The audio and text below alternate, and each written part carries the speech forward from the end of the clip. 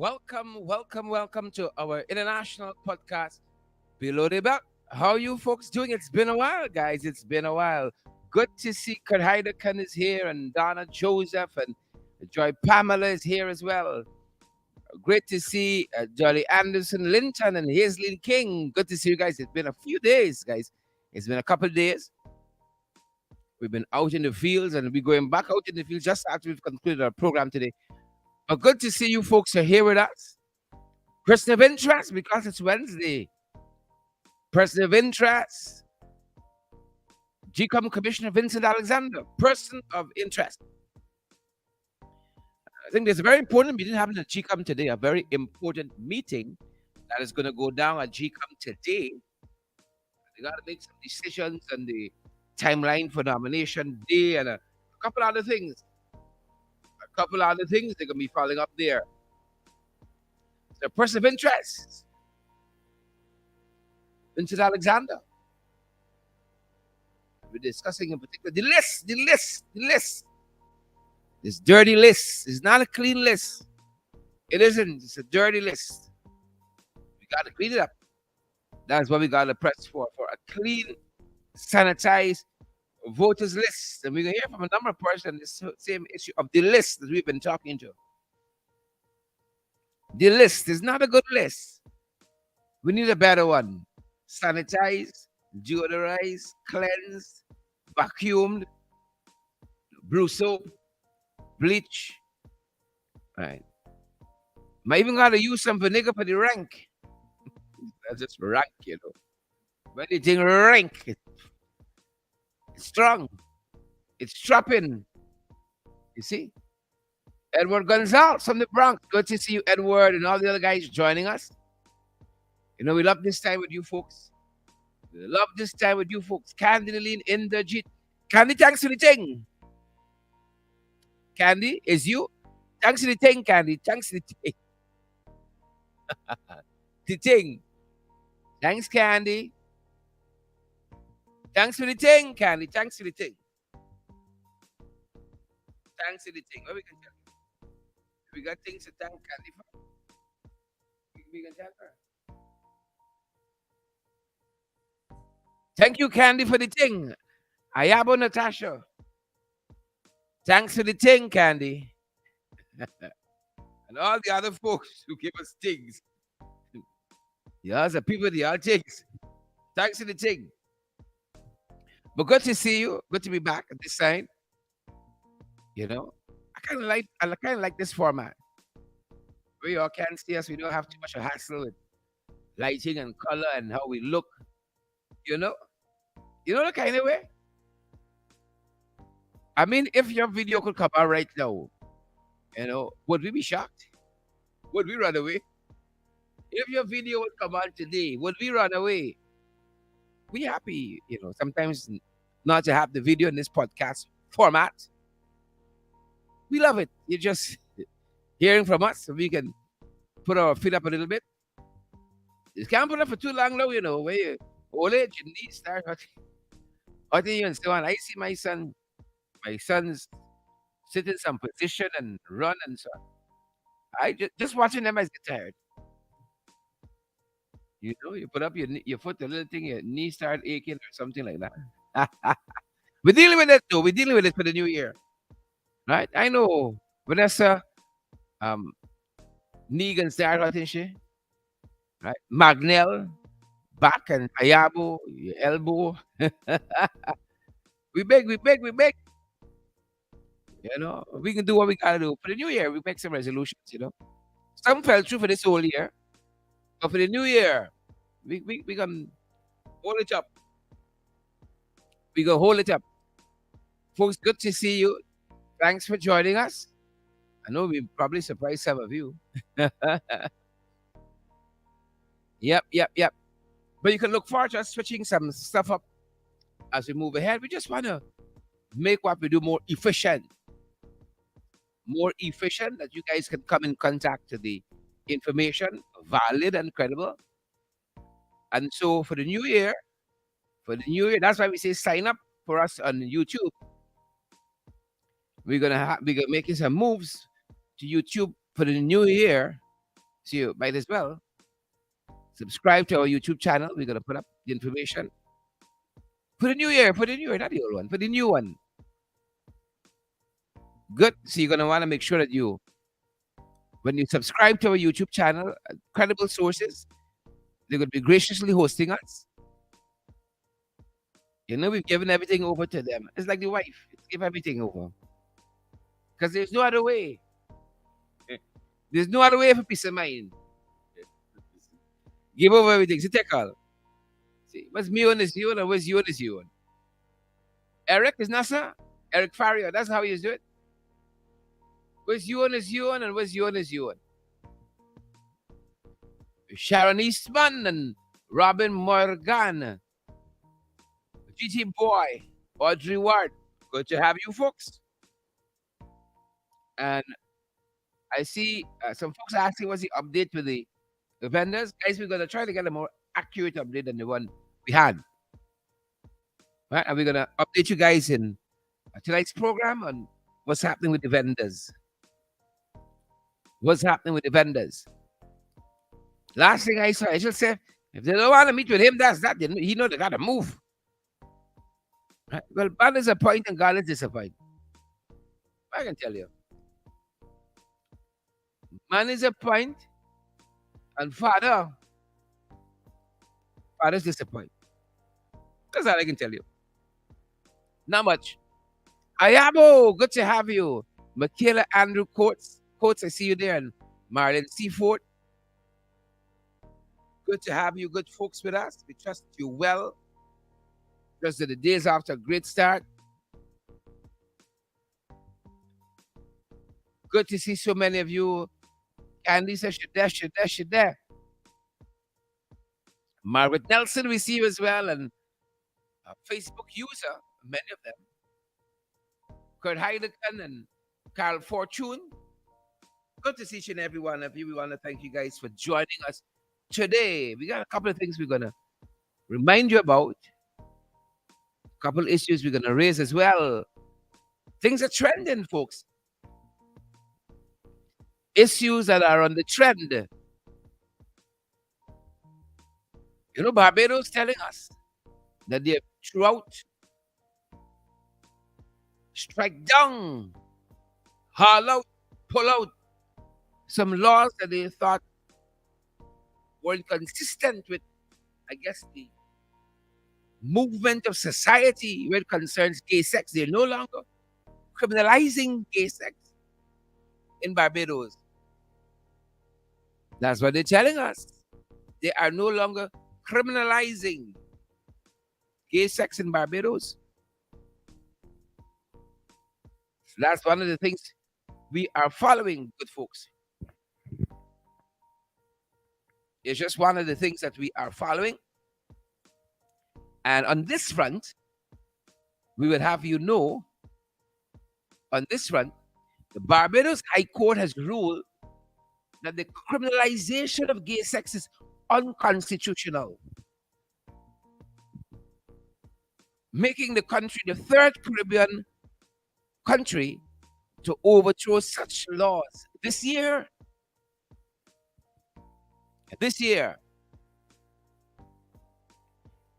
And it says that this decision in particular follows similar rulings in Antigua and St. Kitts and Nevis this year as well. And it was announced by the Barbados Attorney General, Dale Marshall, just yesterday. So you're got the news hot. You're telling us just yesterday this was announced. Guys, give us an indication if you're hearing us loud and clear. Give us an indication. Just yesterday, it's hot. They have decriminalized same-sex relations in Barbados. And in a statement, the AG said that Justice Michelle Weeks had issued a ruling the day before, which is Monday, concluding that sections 9 and 12 of the Sexual Offences Act were unconstitutional. Big things are going. BIM side. The statement read it in short. The ruling means we can no longer prosecute persons under those two sections, the AG said, adding that charges for offenses relating to consensual gay sex could not now be maintained. Chanel Wilson, technician, I see you on duty, thank you. Rhonda Chance, I see you on duty as well. Good to have you, Rhonda and Shonda Long. All the technicians showed up for work today. Dolly Anderson Linton. I see Michaela Andrews Coates as well. Thank you, guys. They say they're hearing us loud and clear. Folks, this side, they're hearing us loud and clear. So Barbados, they have decriminalized, struck down those laws criminalizing gay sex, hence decriminalize it. And the statement went on to say this is a huge win for the community and for Barbados. Huge win. This has been for years. This has been years of work, and that work still continues. Right? That's what the folks said. It's a result of years of work, and that work continue. And hear this bit. In the report, again, it says here that activists say only 6 countries in the Americas now have similarly restrictive laws, including Guyana, Dominica, and Jamaica. 3 of the 6. Only 6 countries. Only 6 countries have similarly restrictive laws. That's what's happening on that front, guys. That's what's going on that front.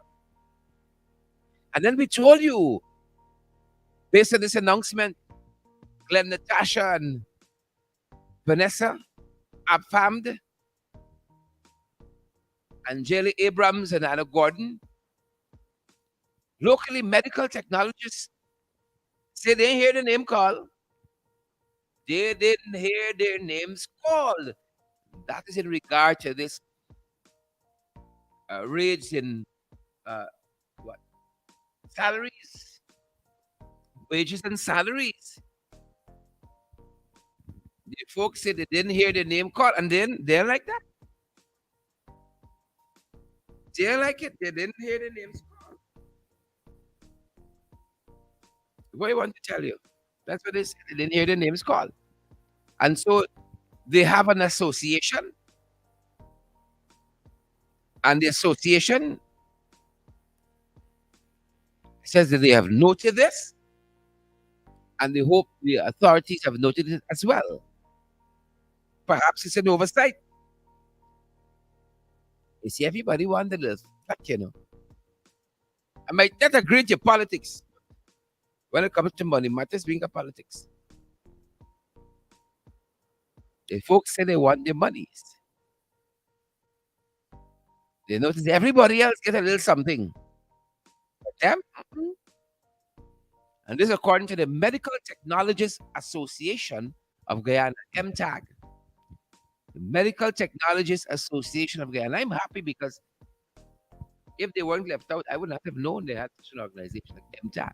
Even though I know lots of folks who are medical technologists, hardworking, diligent folks, I didn't realize there was an whole organization dedicated to their interests. But I'm happy. They said they expressed concern that its members were overlooked in Monday's announcement by a finale of higher minimums. And around 5,000 healthcare workers, from doctors to pharmacists to nursing assistants, benefiting, but the medical technologists were not featured. And they're saying medical technologists' careers matters too. The careers matter as well. It matters as well. And so that's one of the things we're following up, good folks, on your behalf. Gwyneth Anderson and Robin Ryan, Dolly Anderson, Linton, all the Andersons come, including I see Kirk and Gwyneth and Margaret. Good to have you folks. And then this is a strange one. This other one we're following here. How could you have a contractor who is blacklisted by the IDB or some other international organization still getting work? What's the purpose? What is the purpose of blacklisting? If it just results in business as usual, folks, it's a backward country, you know. I ain't want nobody else who's that guy needs to tell me we backward. Let me say it. It's a backward people. The contractor was blacklisted, but still continues to get contracts. Believe it or not, questions have been put to this company. You see? Questions have been put to Dalip. How are you getting contracts and you blacklisted?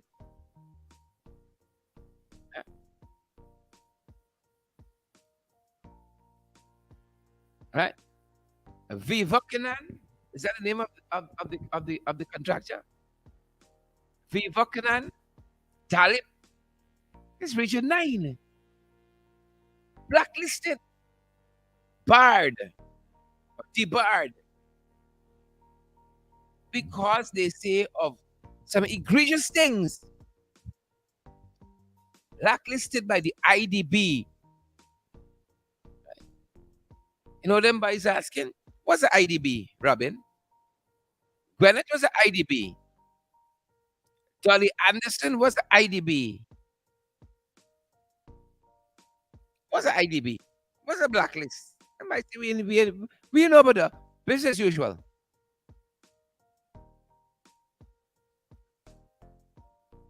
Right? Vivekanand Dalip is a contractor as stated by Starbuck News. And the authorities apparently, when questioned by Starbuck News, what happened in here? You know, them by say, well, Vivekanand Dalip,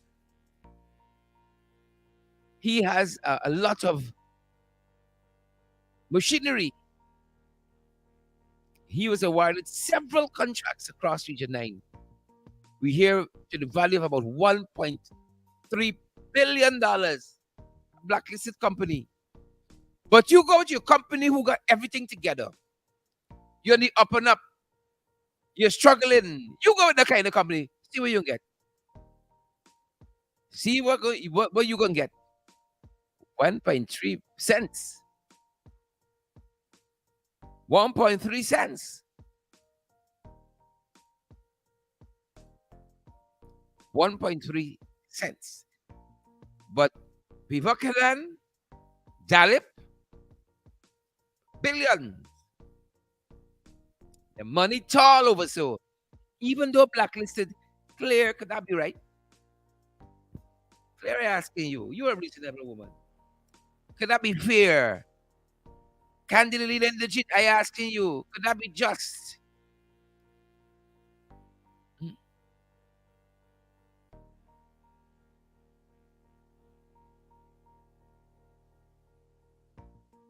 Could that be fair? Could that be just? That's the question. And when the REO and the other officials there, the regional executive officer and the regional chairman, when they are asked, they say, Dalip got a lot of equipment. So we ain't worry too much to this. We ain't gonna worry too much. That's what's happening. And them boys talk about what? Rule of law. Them boys talk about what? Accountability. Where? and good governance.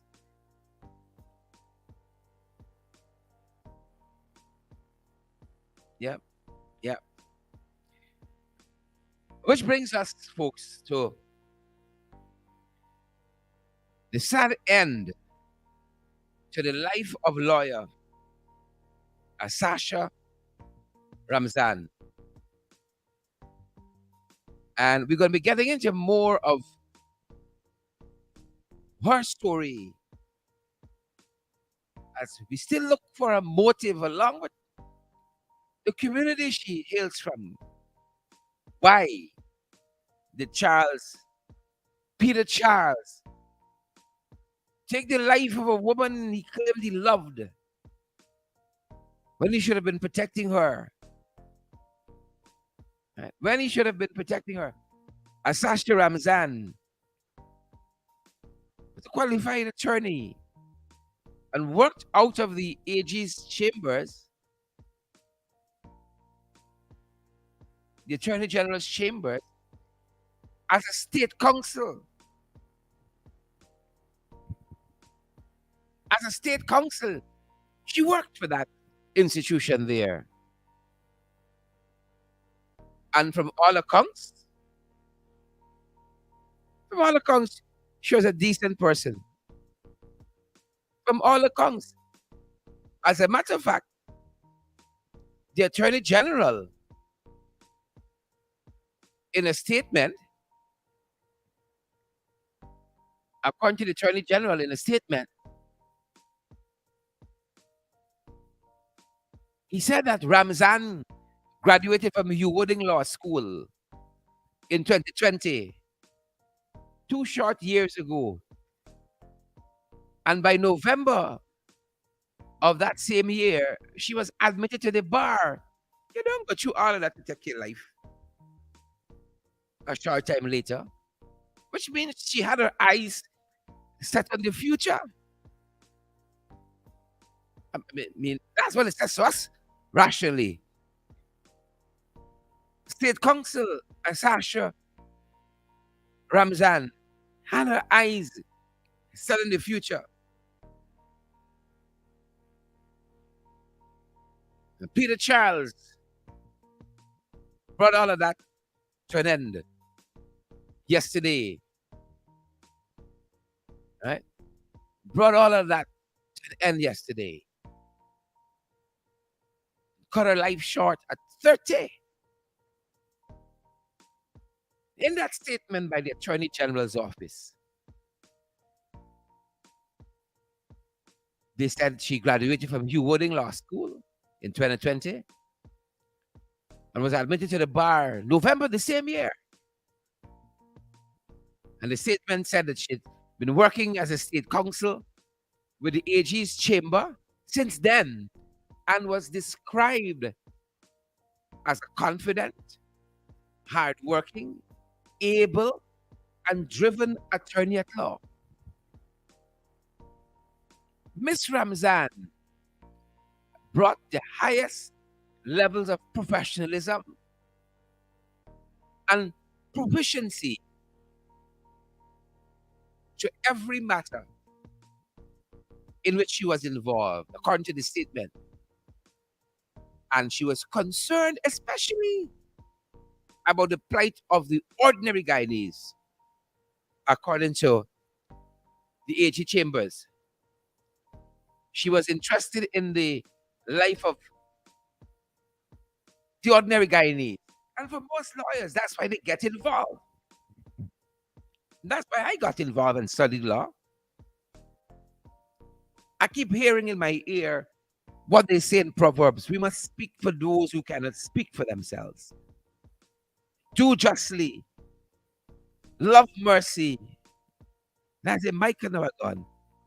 And walk humbly. But Proverbs tell us, that was the instruction at the end of Proverbs. We must speak for those who cannot speak for themselves. That is the instruction I had. We say in the Christian tradition, in your spirit, Speak for those who can't speak for themselves. It's all right. I got to qualify myself in law. Right? I did my bachelor's degree in law and I graduated too, much like Miss Ramzan. And she went on to Ewing Law School to do her legal education certificate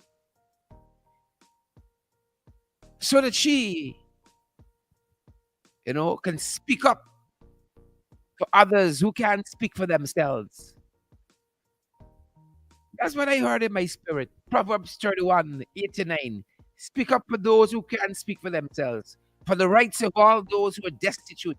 Speak up and judge fairly. Defend the rights of the poor and the needy. That was my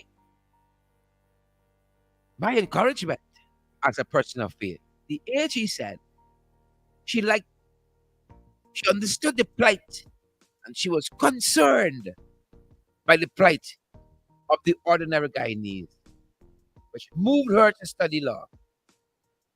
Moved her to study law.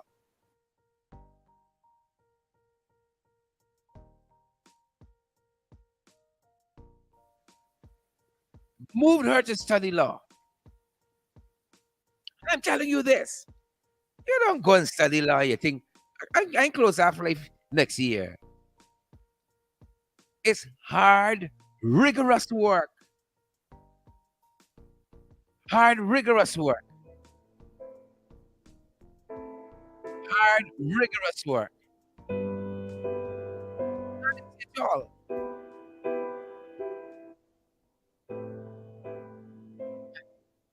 And so she committed herself. She was attached to the AG chambers. She put in the work, put in the hours. And the AG spoke glowingly of her. Spoke glowingly of her. And in this statement, they said that she'd been working as a state counsel with the AG chambers since being admitted to the bar in 2020. And she's been described as a confident, hardworking, able, and driven attorney at law, working for the AG chambers. Well, folks, all of that came to an end yesterday.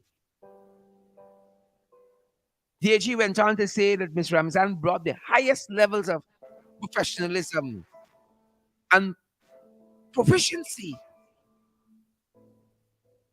to every matter in which she was involved. She was concerned, of course, as we said, about the plight of the ordinary Guyanese. Yep. All of that came to an end yesterday. The career she got about and persevered to achieving, all that came to an end yesterday. It's the couple, Miss Ramzan and Charles, Peter Charles, her husband, for 4 months, they tell us. She was 30 years old, he was 31. The couple, their bodies were found yesterday in what the report suggests to be a murder-suicide. They were found in their ex-trail at Clay Brick Road, Bell West. Yesterday, Peter Charles, her husband, was 31. Sasha Ramzan, just 30. And according to reports, they were seen alive around 7 hours. Police believe, again, that this was a murder-suicide. That's what they're going by. And here's the part that really got us. It says that Peter Charles, her husband, shot and killed Ramzan before taking his own life. Their lifeless bodies were found in the driver's seat and front passenger seat of this parked X-Trail in Canal number 2. And we're hearing that the doors were locked. Police had to prise open the SUV to remove those bodies. Wow. Again, they're still looking for a motive as to why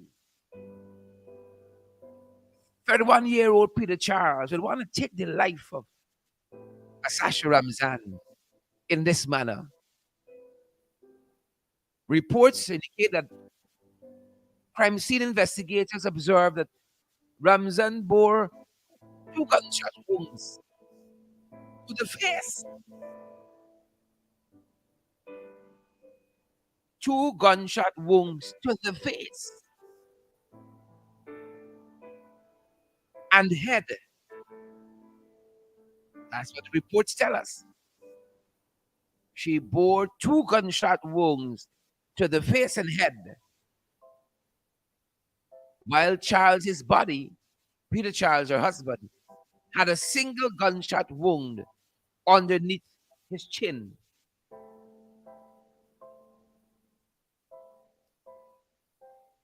They found a .32 semi-automatic pistol with 4 spent shells in the vehicle. Now, we see some reports that say that Peter Charles was a barber, and then folks have started asking questions. What was he doing with a firearm? Was he a licensed firearm holder? What was Peter doing with a firearm? And again, the search for a motive. Why? 4 months married.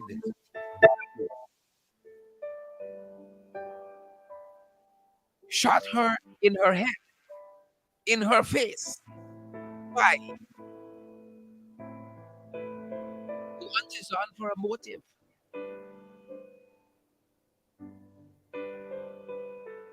Reports tell us that family shocked, bewildered, confused, hurting.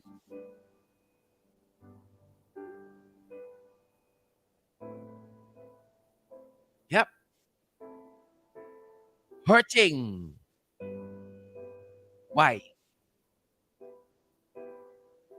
Family members, close friends, reports indicate, are in a state of shock and are still clueless as to what might have led Peter to kill his wife and then taking his own life, the life of the state council, Asasha Ramzan. As we said, the couple got married just 4 months ago. 4 months ago. 4 months ago they got married.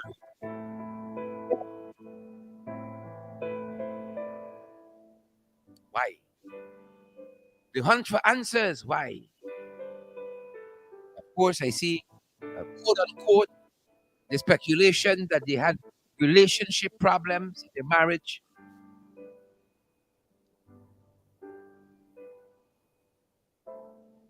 A lot of the friends we see expressing shock. They didn't know they had issues. They didn't know they had trouble in their relationship. Yep. Shock, bewilderment, confusion, hurt, pain, anguish. Some of the emotions people who knew them expressing. When we come back at 8 tonight for evening program, we hope to have some more information. As we said, Asasha Ramzan worked as a state prosecutor out of the Attorney General's chamber.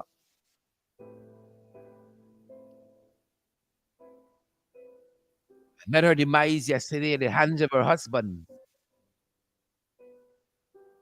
Interestingly enough, this is the period of highlighting gender-based violence.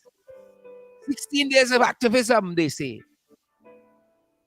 And you understand why it's needed now more than ever. Not for lip service to be paid, but in a real way, for interventions to be made. There's so many persons going through stuff, fighting their own demons, fighting their own battles. You don't know. Tonight we'll talk about some of the people who knew them and what they're saying. Again, shock and surprise. We didn't know they had relationship problems, but clearly, Peter Charles thought he did,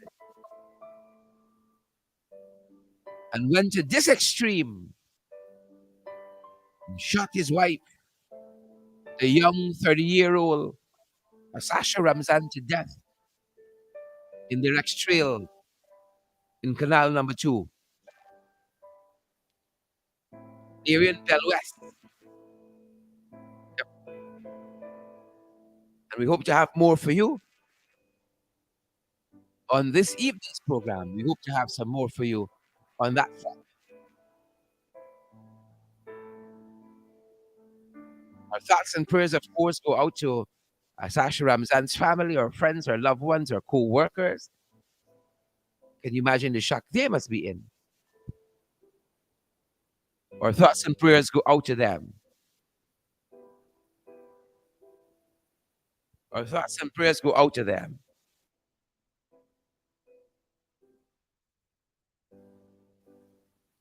We will have more for you tonight, guys, in this evening's broadcast.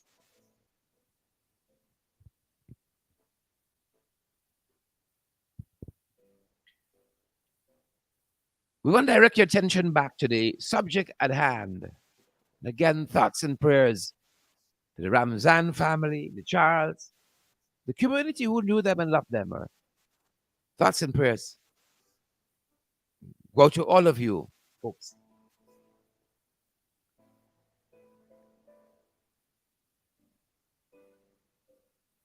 We want to turn our attention back to the topic at hand. The list, folks. The list. Turn our attention back to the list.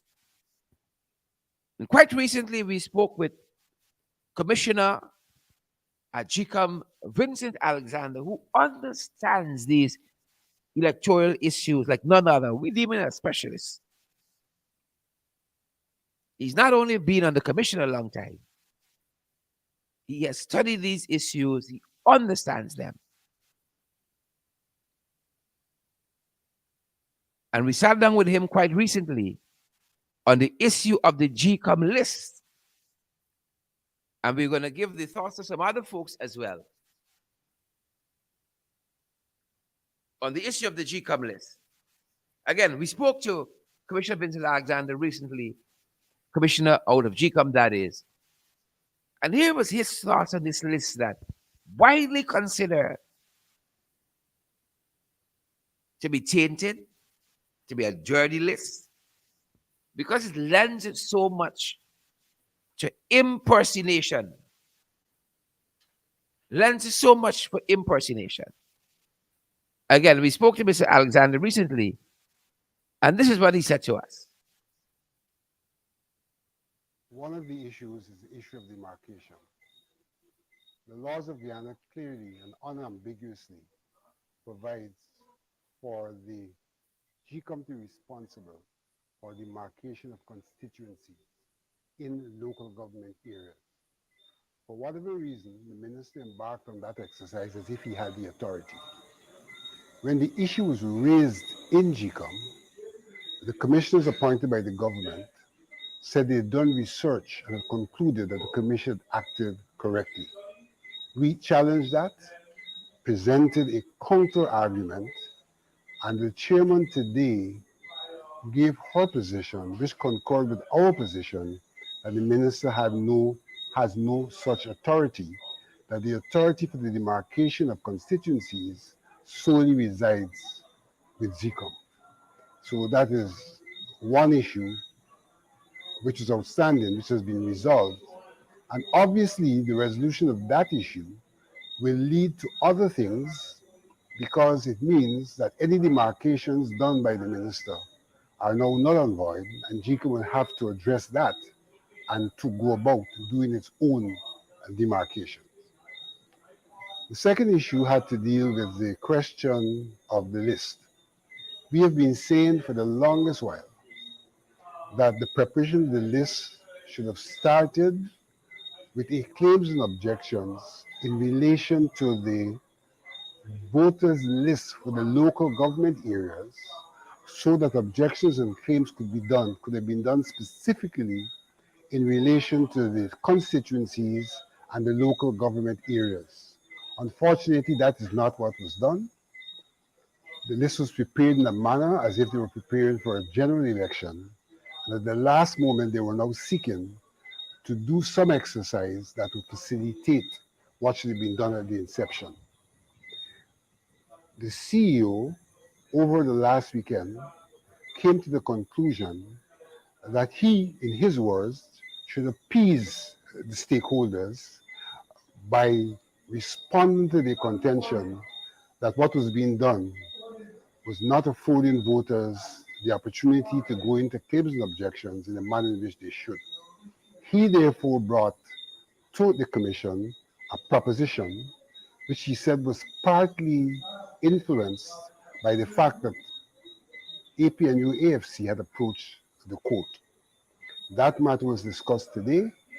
For all intents and purposes, it was agreed that action need to be taken in response to what he proposed, taking into consideration what's before the court, and that action in any circumstance would take time, and therefore we cannot proceed with nominations there as previously intended. There's a possibility, more than likely, we cannot proceed with the date for elections as intended, but the only decision finitely taken was to postpone the day for nominations, subject to internal working discussions that will then produce a new work plan that will then indicate when we can do nominations vis-a-vis a date for elections. Of course, one may say it's a calamity. I think it has to do in some regards with the competencies within GCOM to have stepped off on the right footing. It also has to do with the fact that some commissioners were supporting what was unfolding and therefore did not lend to the kind of decision making that could have corrected this. Because Commissioner Corbyn, from the very inception, was indicating that they were on the wrong track in relation to the preparation of the list. That in itself led to 7 to 8 iterations of the plan. 78 iterations of the plan without necessarily addressing that critical issue the way in which it should have been addressed. So we have now gotten to the point where if we go forward, the court may well intervene, and so an attempt is now being made to correct what could have been corrected if GCOM had listened to the arguments of Commissioner Corbyn all along the way. Well, there's a difficulty in calling for the resignation of the chair in the context of what our constitution provides for. Well, resignation, yes, because that means that she will resign. But the chair is someone who is not removable uh, except for resignation, in fact. And I think that indeed there is an issue here because a chairperson can give leadership to a process that can arrest things which are not going right. And I don't think that that kind of leadership was indeed given to the process. Some weeks ago, I made the point that we have vacancies and that the CEO is overloaded, and being overloaded would in fact allow the Peter Principle to come into play. I think the Peter Principle has come into play because we need to have a DCO, we need to have a voter civic voter civic and education manager. Those people are not in place. The CEO is trying to do all of that himself and separate and apart from his own level of competence. It has brought us to a situation with the Peter Principle has obviously affected the operations of GCOM. One of the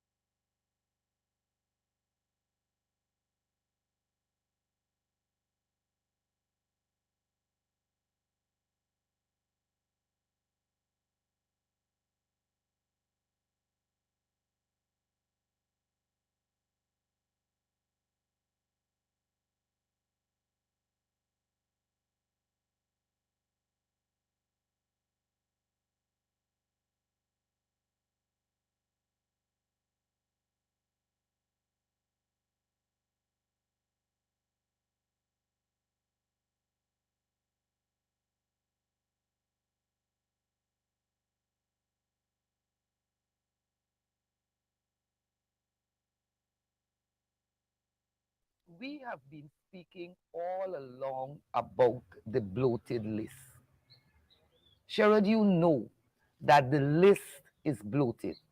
You cannot have a population with approximately 750,000 people and the voters list with 667,000 people. Then you're saying that our entire population are voters, so we don't have children.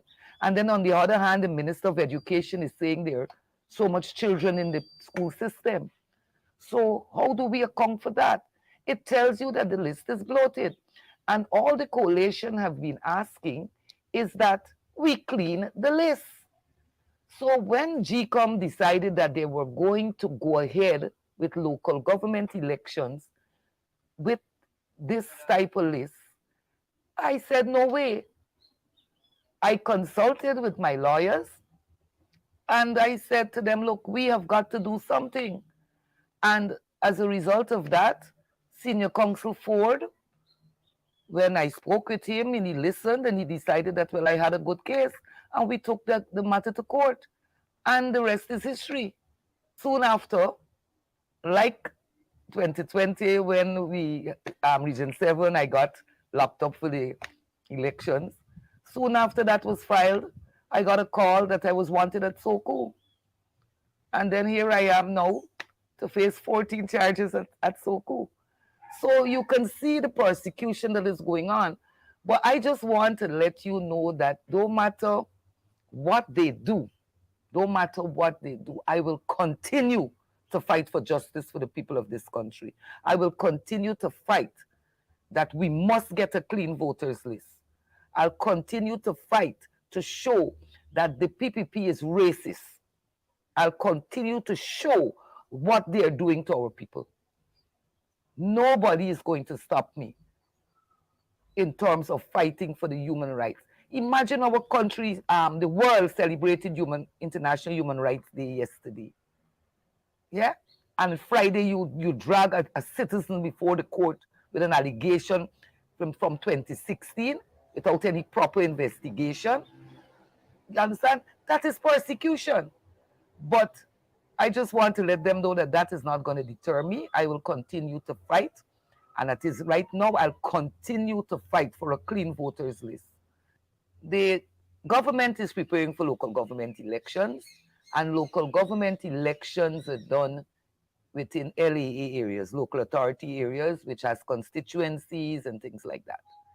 Now, if you are living in a constituency and you are desirous of, let us say, being a candidate, because you're concerned, you want, it's local politics, you want to see better for your area and so on. But then when you look at the list, the people listed on those lists don't exist in your area. They don't exist in your area.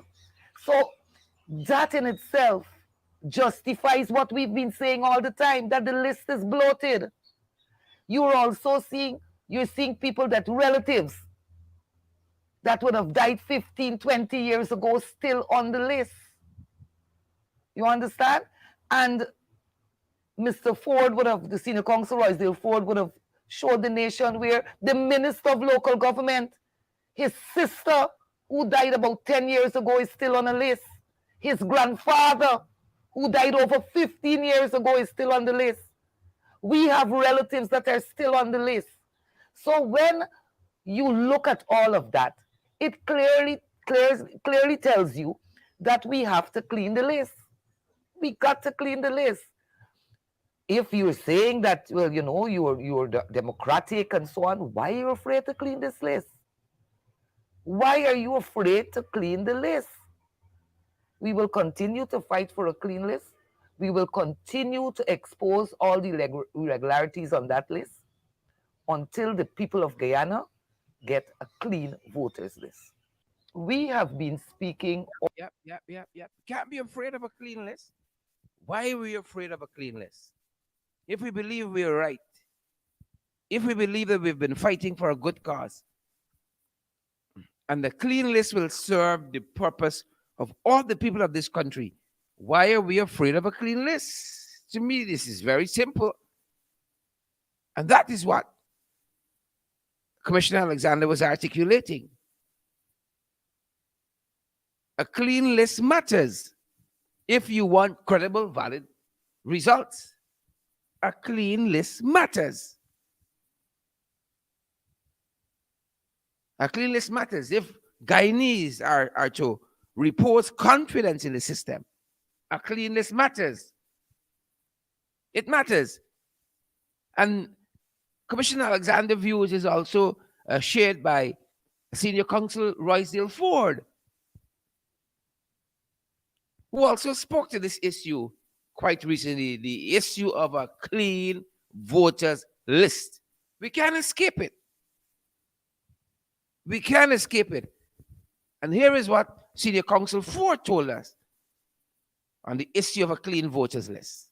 Aware that GCOM recently issued a press statement indicating that they would be deferring or canceling nomination date, which is supposed to be the 12th of December 2012. But I believe at this stage, we are not in a position to really rejoice at this time. The same statement issued by GCOM indicates that at this time, they still intend to pursue the provisions of Section 24A of the Local Government Act to resolve and to correct the list. I believe that GCOM continues to go down a road that will lead to a list which is still not in compliance with the local government election law. The list as prepared by GCOM was not prepared under the local government elections law. No order was made under Section 8 of the local government elections law. They purported to act under Section 5.6 of the Election Laws Amendment Act, which deals with a list prepared under the Election Laws Act and provisions associated with that act under the Representation of the People's Act. So at this time, I believe that GCOM, whilst they would have recognized that the list is flawed, the list is bad, the list is bloated, the list is dirty, and it cannot be used in its current format, I believe that the efforts and mechanisms that they intend to employ to correct the list cannot result in a list which is still acceptable and in accordance with the legal provisions governing a list of register of voters prepared under the Local Government Act. GCOM seems also to have come to the conclusion that the Minister of Local Government could not exercise the power to demark constituencies within local authority areas. So there are two substantial areas which GCOM would have turned and altered their position in this regard. So the first thing that GCOM should be doing and the Guyanese people should be calling for is a new chairman of the Guyana Elections Commission. We should be calling for a new chief elections officer of the Guyana Elections Commission. They have presided over this catastrophe, this embarrassment, and this mess. So we can't necessarily ask them to correct it. Even in this process of correction, they're still erring substantially in a manner that cannot result in a list being properly in compliance with the law. In the terms of the Guyanese people and what they need to do, they need to go to the regional offices, go to GCOM offices, and point out people who are not in your communities. Every person that remains on the list, every person who's not ordinarily resident in your community is the source of substantial fraud, is a source of potential substitute voting, and that cannot be allowed in your community. The existence of those persons on any list destroys your right, destroys your voice, and destroys your choice. This is about local government elections. This is about the protection of your rights in your community. Is that under the general and regional election system, the laws were passed, I believe, on the basis of the acknowledgement of a residency requirement. The local government elections law specifically says in a much more great and clearer way that residency is a requirement for you to exercise your franchise in the context of a local authority area. So there was a great consistency between what the law says or said in relation to residency, both at the general and regional elections level and at the local authority level. And the laws proceeded on that basis. Even Section 5.6, which they're purporting to use of the Election Laws Amendment Act, proceeded on the basis that resident and being resident in an area was a requirement. In 2018, the PPP, through Nandalal, I believe, filed a legal proceedings in the name of Christopher Ram and the Attorney General, when for the first time the Chief Justice concluded that under our Constitution and in accordance with our electoral laws, that residency was not a requirement. So the requirement for an election at the national and regional level no longer included the laws in relation to residency. So whilst residency remained in Section 5.6 of the Election Laws Amendment Act in relation to local government extraction of a list, because that section says that GCOM, if it wishes to exercise its discretion, can use a list prepared for national and regional elections for that purpose. So that requirement of residency no longer existed. So by extracting that list in which those elements are no longer present and applying it to local government elections, where in the context of that law, residency is the greatest determining factor, that list cannot be used for local government elections. Further, it is important to observe that the section under which they purported to act is a section that provides GCOM with the authority, if it wishes, to proceed to extract a list which now is no longer premised on residency, to use it for local government elections, when there is a specific law, the local government election laws, which specifically provide that residency is a requirement. This means that GCOM is being given by these laws the power to determine the qualifying factors for qualifying under these local government elections. Because 2016 election was done on the basis of the Local Government Elections Act, where residency was a requirement. On the basis of the 2018 local government elections, the same thing occurred. But at this election, GCOM purports to exercise a power which was never used before in a law passed in 2000. That is why I went back to the little historical analysis as to what it meant in the context of residency. So they're now using a law which now refers them to residency, but no longer refers to residency, to be used in a law now, in a legal regime that requires residency as a requirement. So GCOM effectively, by that change in interpretation of the law by the Chief Justice, is able to determine different standards, different qualifying standards for persons to vote at different elections. If this was allowed to happen at these elections, it would have been on the basis of everybody on the list, because that is what effectively the Chief Justice said. So the next elections, another commission could have said, listen, we want to now go on to the local government elections law. We can't have an electoral system without that degree of stability and permanence and consistency which is required in an electoral law. GCOM can't be the authority to alter at its whims and fancies and its discretion what would be the criteria for persons to be allowed to vote at local government elections. So Yep. Senior Counsel Royce, therefore, walking us through painstakingly what the process should be, the foolishness that GCOM did, the absolute foolishness that GCOM did. Guys, we're so thankful to have you, to have had you here for the last hour. Thanks for joining our podcast. We were talking about Vincent Alexander and his thoughts on this bad and terrible, dirty voters list, and then we threw in some comments there from Senior Counsel Ford and um, Carol Joseph as well, talking about the need for a cleansed voters list. We're going to see you guys right back here at 8 this evening. Thanks for spending this time with us. Your presence was highly appreciated, guys. We encourage you to partner with us. That's how we keep on keeping on these issues, good folks. And remember, if you have a story for us, we want to hear from you. If you got a story for us, we want to hear from you, folks. If you got a story for us, and also, guys, remember to partner with us as well as how we keep uh, producing these programs for valid, credible information on your behalf.